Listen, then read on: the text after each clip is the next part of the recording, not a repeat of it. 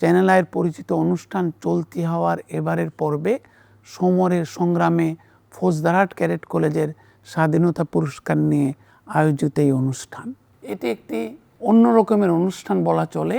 এখানে দেশের একটি ঐতিহ্যবাহী শিক্ষা প্রতিষ্ঠান যার জন্ম হয়েছিল 1958 সালে ফৌজদারহাট ক্যাডেট কলেজের স্বাধীনতা পুরস্কার প্রাপ্তি উপলক্ষে এই বিশেষ অনুষ্ঠান আয়োজন করেছি। এই অনুষ্ঠানে আজকের এই আলোচনার জন্য 3 জন ফৌজিয়ানকে আহ্বান করেছি। তার মধ্যে শুরুতে রয়েছেন মেজর জেনারেল সাঈদ আহমেদ। উনি বাংলাদেশ সামরিক বাহিনীতে ছিলেন, উনি বীর প্রতীক, উনি মহান মুক্তিযুদ্ধে সম্মুখ সমরে যুদ্ধ করেছেন। বাংলাদেশের রাষ্ট্রদূত ছিলেন কেনিয়া এবং কুয়েতে, এবং সামরিক বাহিনীর 9ম পদাতিক ডিভিশনের প্রধান ছিলেন এবং সশস্ত্র বাহিনী সদর দপ্তরে প্রিন্সিপাল স্টাফ অফিসার হিসেবে কাজ করেছেন। তার সাথে রয়েছেন মেজর জেনারেল মতিন। উনি আমাদের ফৌজদারহাট ক্যাডেট কলেজের প্রাক্তন ছাত্রদের সংগঠন ওল্ড ফৌজিয়ান অ্যাসোসিয়েশনের চেয়ারম্যান। উনিও সামরিক বাহিনীতে, উনি একজন প্রকৌশলী পেশায়, উনি সামরিক বাহিনীতে অনেক দিন কাটিয়েছেন, এখন ফৌজদারহাট ক্যাডেট কলেজের ওল্ড ফৌজিয়ান অ্যাসোসিয়েশনকে নেতৃত্ব দিচ্ছেন। তার সাথে রয়েছেন আপনাদের অনেকেরই পরিচিত মুখ ডক্টর হোসেন জিল্লুর রহমান, দেশের একজন প্রথিতযশা অর্থনীতিবিদ এবং সাবেক তত্ত্বাবধায়ক সরকারের একজন উপদেষ্টা। আমি অনুষ্ঠানের শুরুতেই জেনারেল সাঈদের কাছে যাব যে কি প্রেক্ষিতে এই যে আজকে ফৌজদারহাট ক্যাডেট কলেজ, আপনাদেরকে অবশ্যই সকলকে অভিনন্দন জানাই, সকল ফৌজদারহাট ক্যাডেট কলেজের বর্তমান, সাবেক এবং এই পুরস্কারের সাথে যারাই জড়িত ছিলেন সকলকে অভিনন্দন জানাই। এখন আমি জেনারেল সাঈদকে দিয়ে শুরু করতে চাই যে কি প্রেক্ষিতে, কি ব্যাকগ্রাউন্ডে 1971 সালে আপনারা সেই মহান মুক্তিযুদ্ধে অংশ নিয়েছিলেন, এটি যেমন আমরা একটু জানতে চাই, এবং আপনার যে ভূমিকা 71-এর মুক্তিযুদ্ধে এবং আপনাদের যাদের কথা মনে করতে পারছেন, এই যে 8 জন শহীদ হয়েছেন তাদের কেউ কেউ আপনার সাথে কাজ করেছে কিনা, কিংবা অপরাপর খেতাবপ্রাপ্ত যারা মুক্তিযোদ্ধা ছিলেন তাদের কারোর সাথে আপনার কোনো কাজের অভিজ্ঞতা আছে কিনা, কিংবা আমাদের 1971 সালে যারা সমন্বয়ক ছিলেন তাদের সাথে যদি কোনো কাজের অভিজ্ঞতা একটু বলেন। আজকে আমাদের ফৌজদারহাট ক্যাডেট কলেজের এই স্বাধীনতা পুরস্কার প্রাপ্তি উপলক্ষে যে অনুষ্ঠানটা আয়োজন করা হয়েছে তার জন্যে চ্যানেল আইকে ধন্যবাদ জানাই, এবং একই সাথে দর্শক শ্রোতাদেরকে সালাম ও রমজানুল মোবারক জানাই। 1969 সালে যখন গণ আন্দোলন আরম্ভ হয়, ছাত্রদের নেতৃত্বে 11 দফা আন্দোলন আরম্ভ হয়, তারপরে আমাদের অনার্স পরীক্ষা আরম্ভ হয় এবং অনার্স পরীক্ষা দিচ্ছিলাম। 6 পেপার দিয়েছি মোটে, আর 2 পেপার বাকি এবং ভাইবা বাকি ছিল 2।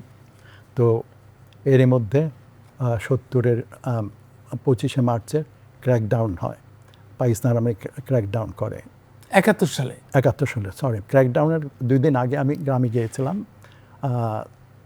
তো তখন শুনতে পেলাম যে নানান জায়গায়, ঢাকা শহরে, চট্টগ্রামে বা অন্যান্য শহরে পাকিস্তান আর্মি নিরীহ জনগণের উপর ক্র্যাকডাউন করেছে, একেবারে নির্বিচারে হত্যাযজ্ঞ চালাচ্ছে। তো এই খবর শুনে আমরা যারা ছিলাম, বা ইউথ যারা এলাকার, সবই ঘর থেকে বেরিয়ে গেছে, এবং আমাদের 14 গ্রাম উপজেলা, কুমিল্লা থেকে ফেনী যে রাস্তাটা চিটাগংয়ের দিকে যায়, ওই রাস্তাতে সবাই চলে আসে, দূর দূরান্ত থেকে সবাই চলে আসে, এবং কি করব না করব দেখবি পাচ্ছিলাম না। তবে এক পর্যায়ে আমরা সিদ্ধান্ত নেই যে আমরা রোড ব্লক করব। তো একটা কাঠের ব্রিজ ছিল ওই পাকা রাস্তাতেই, কাঠের ব্রিজটা আমরা ওই কেরোসিন এনে, দোকান থেকে কেরোসিন এনে, অন্যান্য টার এনে জ্বালিয়ে দেই, এবং বললাম যে ব্যারিকেড সৃষ্টি করতে হবে।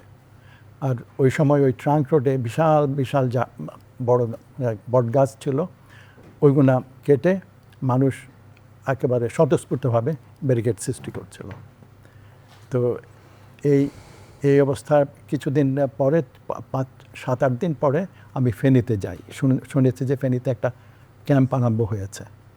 তো ফেনীতে যাই, আমি যেয়ে দেখি যে হ্যাঁ, ফেনী পলিটেকনিক ইনস্টিটিউটে একটা ক্যাম্প মুক্তিগামী জনগণকে নিয়ে বিশেষ করে ছাত্র, আনসার, এক্স আর্মি, পুলিশ এদেরকে নিয়ে একটা ক্যাম্প স্থাপিত করেছে। আমি ওটাতে জয়েন করি।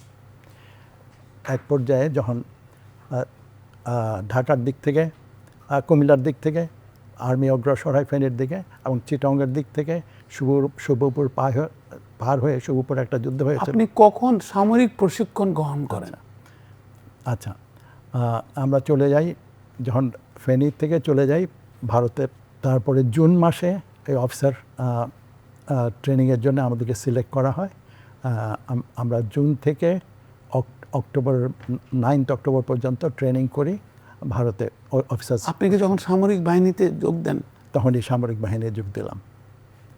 তো ট্রেনিং শেষে আমার পোস্টিং হয় থার্ড সেক্টরে। General Shafiullah was the commander, then he was full colonel, he was the force commander. And তখন ওনার পরিবর্তে সেক্টর কমান্ডার নিয়োজিত হয়েছিল প্রয়াত ব্রিগেডিয়ার নুরুজ্জামান।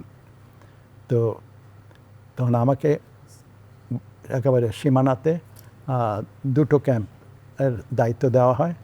একটা কলকলিয়া, আমাদের ডিফেন্স প্রতিরক্ষা অবস্থা ছিল, বিশাল একটা ডিফেন্স প্রতিরক্ষা।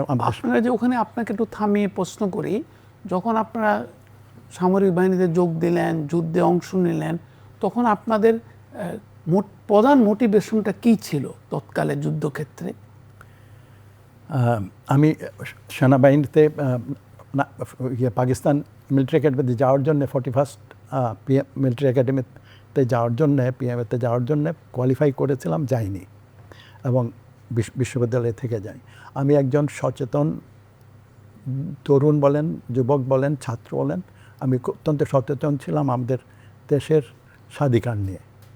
আমাদের যে বৈষম্য হচ্ছিল ওইটা নিয়ে আমি অত্যন্ত। আপনার ব্যাচের কি আরও কেউ মহান মুক্তিযুদ্ধে অংশ নিয়েছিলেন?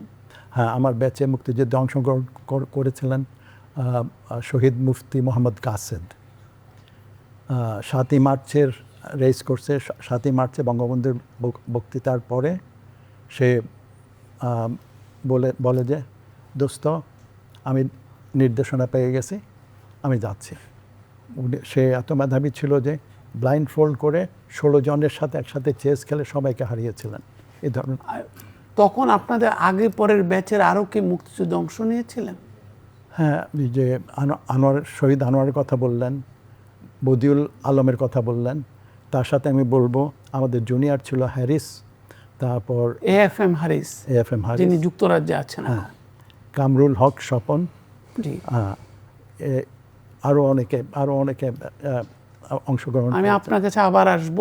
আমি একটু জেনারেল মতিনের কাছে যেতে চাই যে আপনি তো অত্যন্ত আনন্দের বিষয়, অত্যন্ত প্রীতিকর বিষয় যে আপনার সময়ই ওল ফৌজ অ্যাসোসিয়েশনের উদ্যোগে এই ফৌজদারহাট ক্যাডেট কলেজ আজকের এই অত্যন্ত সম্মানজনক স্বাধীনতা পুরস্কার লাভ করেছে। তো এই প্রক্রিয়াটি কি অত্যন্ত সংক্ষেপে আপনি একটু বলবেন কিনা? আমি জানি যে কোভিডের আগ থেকেই প্রায় 7 বছর যাবৎ এই উদ্যোগটি পরিচালিত হয়ে আসছিল। মুক্তিযুদ্ধ মন্ত্রণালয়, অপর অন্যান্য মন্ত্রণালয়, সরকারের কর্মকর্তা, খেতাবপ্রাপ্ত মুক্তিযোদ্ধা সকলকে সমন্বয় করে আপনি একটু কমিটি করেছিলেন, যেখানে অনেকেরই কাজ করার সুযোগ হয়েছে।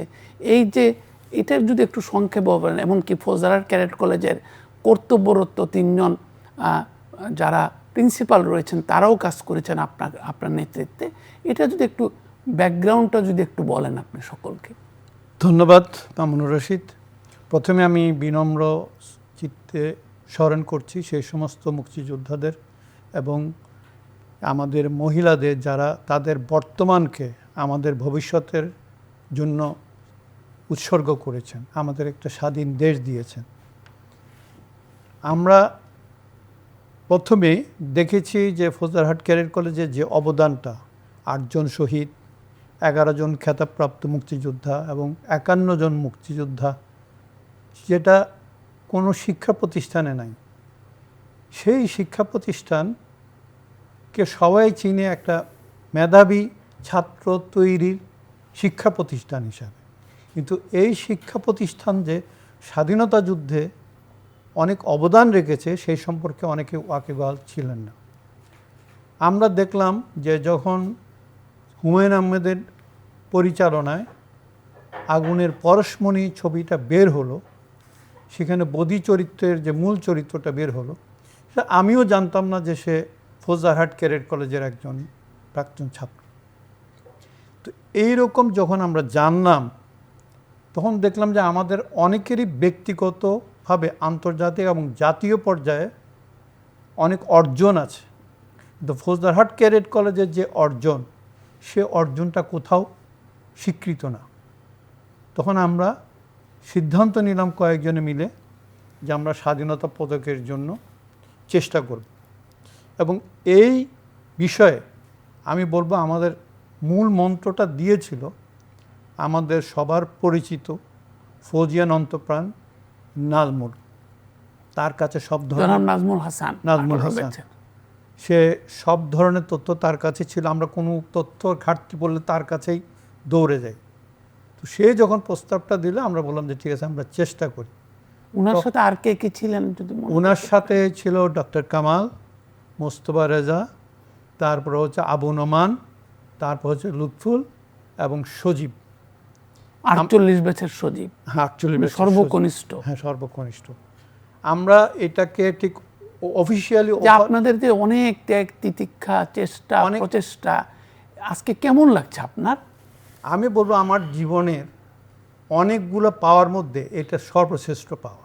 আমরা গতবারও আশা করেছিলাম যে আমরা পাবো, এবং গতবার আমাদের পুনর্মিলনীকে আমরা আমাদের যুদ্ধ এবং আমাদের 24 আমাদের যে জুলাই আন্দোলন, সেটার জন্য উৎসর্গ করেছিলাম। কিন্তু গতবার আমাদের শর্ট লিস্টে নাম থাকলেও আমরা শেষ মুহূর্তে পরিপূর্ণ তালিকায় আমাদের নামটা আর আসে নাই। সেই ক্ষেত্রে অবশ্যই বর্তমান সরকারকে, মুক্তিযুদ্ধ মন্ত্রণালয়কে অনেক অনেক ধন্যবাদ এবং কৃতজ্ঞতা জানাতে হয়। আমি আবার আপনার কাছে আসব। আমি এখন যাচ্ছি ডক্টর হোসেন জিল্লুর রহমানের কাছে। ডক্টর হোসেন জিল্লুর রহমানকে আপনারা অনেকেই চিনেন একজন প্রথিতযশা অর্থনীতিবিদ হিসাবে। তিনি অবশ্যই আবার ফৌজদারহাট ক্যাডেট কলেজের একজন প্রাক্তন ছাত্র। সো ওনার কাছে স্বাভাবিকভাবে আমার একটা প্রশ্ন থাকবে যে 71-এর অভিজ্ঞতায় প্রথম কথা হচ্ছে যে আপনি আপনার পরিচিত ব্যাচের, আশেপাশের ব্যাচের এবং আপনার ব্যাচের কেউ কি মুক্তিযুদ্ধে অংশ নিয়েছিলেন কিনা, এবং থাকলে তার ব্যাপারে কোনো বক্তব্য আছে কিনা। সেই সাথে আমরা আপনার কাছে জানতে চাইব যে 71-এর অভিজ্ঞতায় আপনারা কেমন একটি বাংলাদেশ দেখতে চেয়েছিলেন। ধন্যবাদ মামুনুর রশিদ, এবং আপনিও একজন ফৌজিয়ান, সেটাও স্মরণ করাই দিচ্ছি। আমাদের ব্যাচ থেকে অ্যাকচুয়ালি বেশ কয়েকজন সরাসরি সম্মুখ যুদ্ধে অংশগ্রহণ করেছিলেন।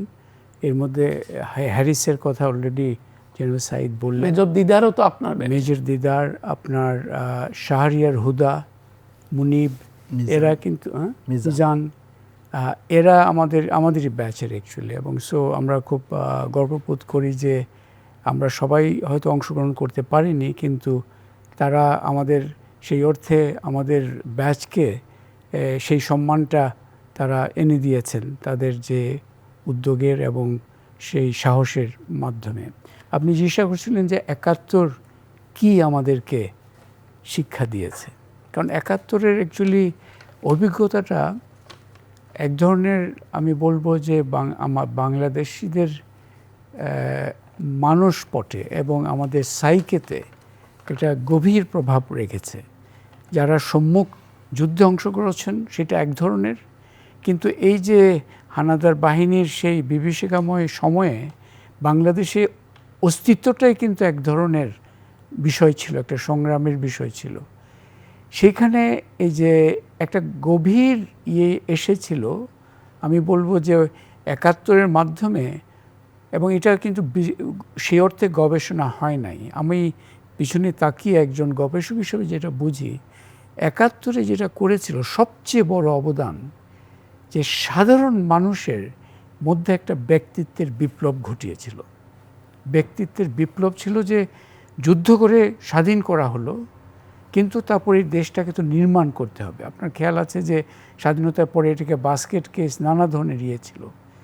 এই যে নির্মাণের কাজ যে গত 54 বছর ধরে করে এখন বাংলাদেশের ভাবমূর্তি একটা ভিন্ন ধরনের ভাবমূর্তি আছে। সেই 71-এর সবচেয়ে গভীর প্রভাব, সেটা হয়তো 71-এই প্রকাশিত হয় নাই, ধাপে ধাপে হয়েছে। আপনি চিন্তা করেন, আজকে যেই মহিলা অশিক্ষিত, শিক্ষার অত নাই, সাহস নাই, কোন সাহসে সে বিদেশে চাকরি করতে যায়, গ্রাম থেকে গিয়েছে। কিন্তু আমাদের মেয়েরা কোন সাহসে গ্রামের সে পরিবেশ ছেড়ে গার্মেন্টের কাজ করার জন্য একটা অনিশ্চিত আরবান এলাকায় চলে আসলো? আমাদের কৃষকরা এখনও শিক্ষার সেই পুরো পায় নাই। কোন সাহসে প্রযুক্তির সর্বত ব্যবহার করে কৃষির একটা রূপান্তর করেছে? এই যে ব্যক্তিত্বের যে একটা বিপ্লব, পরিবর্তনের একটা যে আকাঙ্ক্ষা, এটা কিন্তু খুব গভীরে চলে গেছিল। এবং আপনার খেয়াল পড়ে যে ৭৪ দিকে একটা দুর্ভিক্ষ হয়েছিল, সেটা আরও বড় ধরনের একটা ধাক্কা দেয় যে মানুষ ওই যে ব্যক্তিত্বের বিপ্লব ঘটেছে, আবার একটা উপলব্ধি হয়েছে আমার পায়ে আমার নিজেকেই দাঁড়াতে হবে। এই যে স্বাবলম্বী একটা মানসিকতা, এটা কিন্তু উন্মেষ ধাপে ধাপে হয়েছে, যার ফলশ্রুতিতে আজকে আমরা দেখছি এটাতে। আমি এখানে ফৌজদারহাটের যেই অবদানগুলো বুঝতে চাই, যে আমার কাছে দুটা বড় ধরনের, আমাদের একটা স্লোগান ছিল, ডিডস নট ওয়ার্ডস, কথা নয় কাজ। এই যে কাজ, শুধু কথার ফুলঝুরি নয়, কাজ পরিবর্তন করতে হবে, দেখাতে হবে, এটা একটা ছিল। আরেকটা ছিল ইন্টিগ্রিটি। আমাদেরকে এটাও ছিল যে আমাদের গতানুগতিক যে চাহিদার বাইরে গিয়ে পরিবর্তন করতে হলে তো আমাদের নতুন করে স্বপ্ন দেখতে হবে, নতুন করে কর্মক্ষেত্রগুলো আবিষ্কার করতে হবে, তৈরি করতে হবে। সেগুলোতে কিন্তু ফৌজিয়ানরা নানাভাবে বিভিন্ন পর্যায়ে অগ্রসর। আমি আবার আপনার কাছে আসব। আমি একটু এখন এই পর্যায়ে জেনারেল সাইদ বীর প্রতীকের কাছে আবার যেতে চাই, যে আপনি যদি অত্যন্ত সংক্ষেপে, যে আপনার তো একটা বিরাট মানে অত্যন্ত সৌভাগ্যবান মনে করছি আমি, কিছুটা হিংসা হচ্ছে আপনার জন্য, কারণ আপনি দেশ সৃষ্টিতে জড়িত ছিলেন, আবার আপনি বাংলাদেশ সামরিক বাহিনীতে অত্যন্ত উজ্জ্বল আপনার কর্মস্বাক্ষর রেখেছেন। তাছাড়াও আপনি দুটি দেশে বিদেশে বাংলাদেশের পতাকাকে প্রতিনিধিত্ব করেছেন। তো সেই ক্ষেত্রে যে আপনি যদি সেই আবার যদি ৭১ সালে আপনাকে ফিরিয়ে নিয়ে যাই, আপনার কি কোনো বিশেষ স্মৃতি রয়েছে কিনা? মানে অত্যন্ত যে উনি ডক্টর হোসেন জিল্লুর রহমান যেটা বললেন, জ্বলে উঠো আপন শক্তিতে, নিজের পায়ে দাঁড়ানো, আত্মবিশ্বাস, তারপর হচ্ছে ইন্টিগ্রিটির কথা উনি বললেন, কথা নয় কাজের কথা বললেন, এগুলা আপনাকে তাড়িত করে কোনো বিশেষ স্মৃতির কথা কি আপনি সকলের সাথে একটু শেয়ার করতে চান, অত্যন্ত সংক্ষেপে? যে ৭১-এর মুক্তিযুদ্ধে আমরা আমাদেরকে চিনেছি, আমরা আমাদেরকে বুঝেছি যে আমরা বাঙালি, আমরা বাংলাদেশি, আমরা আমাদের বিজয় অর্জন করতে হবে, আমাদেরকে আমাদের প্রতিষ্ঠিত করতে হবে।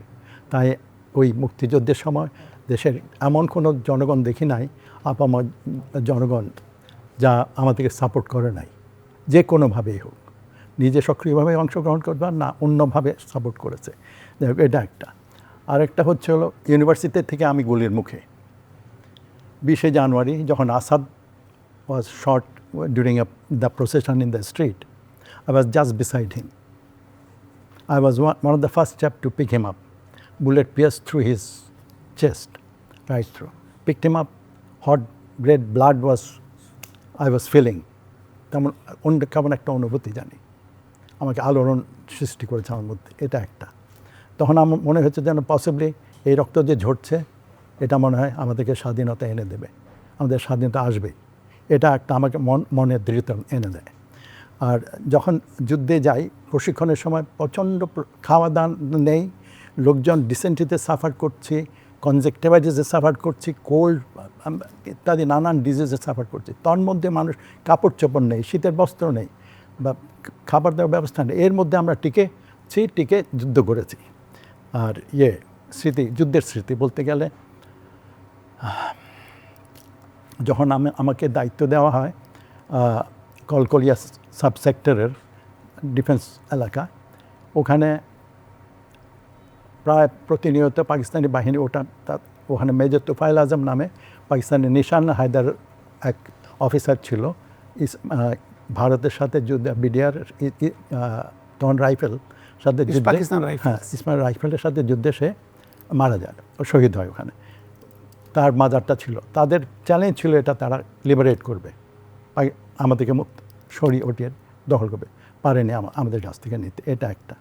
আর একটা ছিল একটা স্বয়ংক্রিয় আক্রমণ, সম্মুখ যুদ্ধ সম্পূর্ণ। আমি তখন সেকেন্ড লেফটেন্যান্ট, যা বলে জুম্মায় 7 দিন চাকরি হয় নাই, ওই মেয়াদের মধ্যে আমি নিজে একটা প্ল্যান করেছি, একটা পাকিস্তানি অবস্থান আক্রমণ করব। সব এলাকা কতগুলো আউটপোস্ট ছিল, 5-6টা আউটপোস্ট ছিল আমার এগেনস্টে। আমি সবগুলো র্যাকি করেছি, আমি ওটা দুর্বলতা পেয়েছি, ওটা আক্রমণ করেছি, সফল হয়েছি। অ্যান্ড ওতে আমার আজকে ইমোশনাল হয়ে যায় এই কথাগুলো যখন মনে আসে। এক বীরাঙ্গনা নারীর সহায়তা পেয়েছিলাম। শুনেছি যে পাশে একটা বাড়িতে একটা বীরাঙ্গনা থাকে, তা আর তার সৎ মাকে তুলে নিয়ে আসি আমরা। তার কাছ থেকে যে খবরাদি পেয়েছি, তথ্য পেয়েছি, তার তথ্যের মেইনলি আমাদের শক্তি ছিল, এত সঠিকভাবে ছিল যে আমাদের আক্রমণকে অনেক সহজ করে দিয়েছিল। এই যুদ্ধে হানাদার বাহিনীর কতজন ওখানে প্রায় ক্ষতি হয়েছিল? 2 প্ল্যাটুনের মতো হানাদার বাহিনীর সৈনিক ছিল, আমাদের 2 কম ছিল। তো প্রায় 12 জন শহীদ, তার 12 জন হানাদার বাহিনী নিহত হয়। আমার হাতে একজনের রক্ত লেগেছে হাতাহাতি যুদ্ধে। আমাদের পক্ষে কি কোনো ক্ষতি হয়েছে? ইনসিডেন্টলি আমাদের পক্ষে একটাও শহীদ হয়নি, একটাও আহত হয়নি। এমনভাবে প্ল্যান করে, আর ট্রেনটা এমনভাবে ছিল, প্ল্যান এমনভাবে করেছিলাম, সারাদিন যুদ্ধ করে ক্লান্ত করে তাদেরকে অলমোস্ট ধরে নিয়ে। আপনাকে অনেক ধন্যবাদ এই স্মৃতি উচ্চারণের জন্য। এখন আসি আমি জেনারেল মতিনের কাছে, যে এই যে পদক প্রাপ্তি, ক্যাডেট কলেজে পাঠরত বর্তমানে এবং দেশে বিদেশে তো অনেক অনেক ফৌজিয়ানরা ছড়িয়ে ছিটিয়ে আছেন, এই সাবেক ক্যাডেটদের মধ্যে এই প্রাপ্তিটা কিভাবে তাদেরকে অনুপ্রাণিত করবে বলে আপনি মনে করেন? ধন্যবাদ। প্রথমেই কথা হচ্ছে, যে কোনো অর্জন কিন্তু একটা দায়িত্ববোধ ঘাড়ে তুলে দেয়। এটাও সেটা, এটা দেশের একটা সর্বোচ্চ পুরস্কার। তো আমরা যখন এই পুরস্কারটা পেয়েছি, আমাদের দায়িত্বটা বেড়ে গিয়েছে। আমরা যারা বর্তমানে আছি, যারা ভবিষ্যতে আসবে, তারা যখন জানবে যে তাদের কলেজ, তাদের প্রতিষ্ঠান বাংলাদেশের সর্বোচ্চ পুরস্কার, স্বাধীনতা পুরস্কার পেয়েছে, তাহলে সেই সময় তারা যে কোনো কাজ করার ক্ষেত্রে একবার চিন্তাভাবনা করবে যে এই পুরস্কারের যেন কোনো অসম্মান না হয়। দ্বিতীয় কথা হচ্ছে, এটা একটা অনুপ্রেরণা হিসেবে কাজ করবে, যে যেই কাজ করলে, যে দেশের জন্য কোনো অবদান রাখলে অবশ্যই সেটার পুরস্কার পাওয়া যাবে, হয়তো আজকে না হলে পরে। আমাদের যে পুরস্কারটা পাওয়ার পিছনে আমি যদি সেনাপ্রধানকে ধন্যবাদ না জানাই এবং কলেজ অথরিটিকে ধন্যবাদ না জানাই, তাহলে আমি মনে হয় ইতিহাসের কাছে দায়ী থাকব। কারণ তারা আমাদেরকে যথেষ্ট হেল্প করেছেন। সেনাপ্রধান নিজে গাইডলাইন দিয়েছেন, সেইভাবে আমরা এই যে আবেদনপত্রটা তৈরি করেছি। আমাদের আবেদনপত্রের বইটা হচ্ছে যে 97 পৃষ্ঠার। আমার মনে হয় না অন্য কোনো প্রতিষ্ঠান এত বড় বই আবেদনপত্র হিসেবে জমা দিয়েছে। ঘটনা রয়েছে, ইতিহাসও রয়েছে, ঘটনা রয়েছে, অর্জন রয়েছে, প্রমাণ রয়েছে। এটা করতে গিয়ে কলেজ থেকে আমাদের অনেক হেল্প নিতে হয়েছে। আরেকটা জিনিস হচ্ছে, আমরা ক্ষেত্রটা আগেই তৈরি করেছিলাম, কারণ আমরা ক্রোড়পত্রের মাধ্যমে, অডিও ভিজুয়াল তৈরির মাধ্যমে, তারপরে হচ্ছে যে বিভিন্ন জায়গায় লেখালেখির মাধ্যমে, টক শোর মাধ্যমে আমরা তৈরি করার চেষ্টা করেছিলাম যে ফৌজদারহাট ক্যাডেট কলেজের অবদান স্বাধীনতা যুদ্ধে কী। সেই কারণে এইবার অনেক অনেক ধন্যবাদ। এটা বিরাট একটি অর্জন আপনার নেতৃত্বে।